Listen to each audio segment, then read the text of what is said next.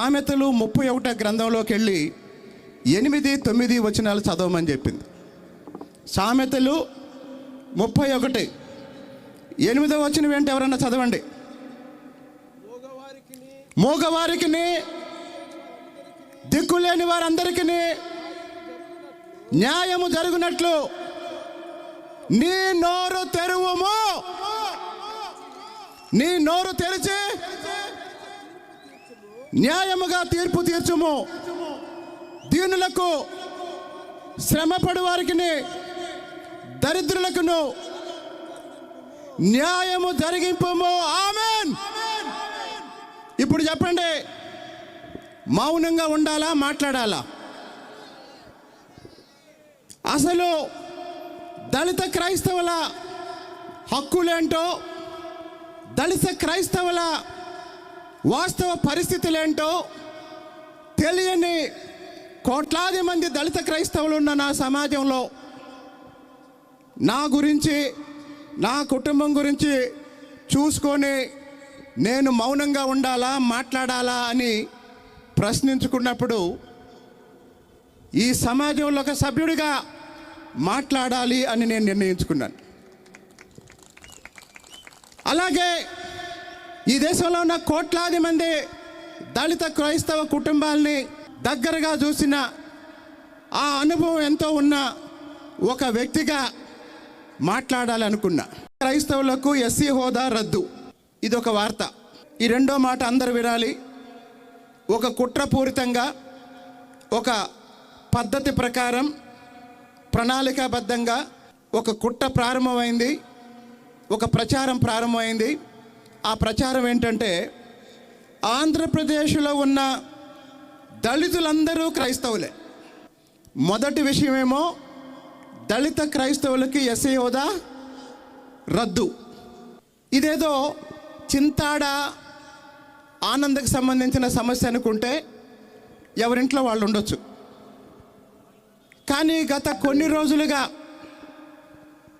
పదే చెప్తున్నారు, ఆంధ్రప్రదేశ్లో ఉన్న దళితులందరూ క్రైస్తవులే అని. మొదటి అంశమేమో దళిత క్రైస్తవులకు రిజర్వేషన్లు రద్దు, ఎస్సీ హోదా రద్దు. మరి దళితులందరూ క్రైస్తవులు అని పరిగణిస్తే దళితులందరూ రిజర్వేషన్ ఏమైంది అంటే పెద్ద కుట్ర, అసలు కుట్ర రిజర్వేషన్లు తీసేయాలని. డైరెక్ట్గా ఎస్సీలకు రిజర్వేషన్లు తీసేస్తాం అని చెప్పే దమ్ము లేక, అని చెబితే పునాదులు కదులుతాయని తెలిసి దొంగదారిన దళితులందరి మీద క్రైస్తవులని ముద్రేసి రిజర్వేషన్లు రద్దు చేసుకుంటూ పోతే ఎవరు అడగలేరు, ఎవరు మాట్లాడలేరు అంటున్నారు, లేదా అనుకుంటున్నారు. సరే, దళితులు క్రైస్తవులు అయితే సమస్య ఏంటి? దళితులు చర్చికి వెళ్తే సమస్య ఏంటి?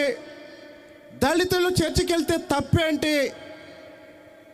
దళితులు తమకు ఇష్టం వచ్చిన ఏ మతాన్నైనా ఆచరిస్తే తప్పేంటి అని ప్రశ్నిస్తే అది తప్పు కాదు అని చెప్పటానికి నాకున్న ఆయుధం బాబాసాహెబ్ అంబేద్కర్ రాసిన రాజ్యాంగం.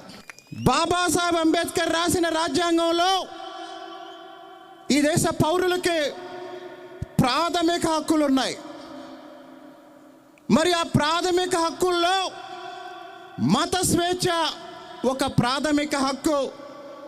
భారత రాజ్యాంగంలో ప్రాథమిక హక్కుల్లో ఆర్టికల్ 25, ఆర్టికల్ 26, ఆర్టికల్ 27, ఆర్టికల్ 28 ఈ ఆర్టికల్స్ పౌరుడి మత స్వేచ్ఛని తెలియజేస్తూ, మత స్వేచ్ఛని భారత రాజ్యాంగం ప్రాథమిక హక్కుగా ప్రకటించినప్పుడు చర్చికి వెళ్తాను, గుడికి వెళ్తాను, మసీదుకి వెళ్తాను, దర్గాకి వెళ్తాను, ఎక్కడికి వెళ్తానో అది నా వ్యక్తిగత ఇష్టం.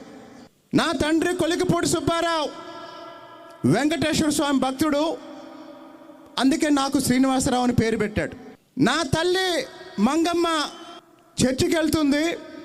నా తల్లికి చదువు రాకపోవటం వల్ల చిన్నప్పటి నుంచి పాకెట్ మనీ కోసం ఎప్పుడు రూపాయి కావాలన్నా, ఎప్పుడు సినిమాకి వెళ్ళాలన్నా మా అమ్మ దగ్గరికి వెళ్ళి, అమ్మ ఒక రూపాయి అని అడిగితే బైబిల్ చదివితే ఇస్తానని చెప్పేది. కాసేపు బైబిల్ చదివి వినిపిస్తే రూపాయో 2 రూపాయలో ఇస్తానని చెప్పేది. ఆ విధంగా చిన్నప్పటి నుంచి ఒక పక్క హైందవ మత సంస్కృతిని, క్రైస్తవ మత బోధనల్ని వింటూ పెరిగిన నేను చదువుకొని కాస్త జ్ఞానం వచ్చిన తర్వాత బౌద్ధ మతం ఈ సమాజానికి అసలైన మార్గం అని నేను వ్యక్తిగతంగా నమ్మాను. సరే, ఈరోజు దళిత క్రైస్తవులకి ఎస్సీ హోదా రద్దు చేస్తామంటున్నారు.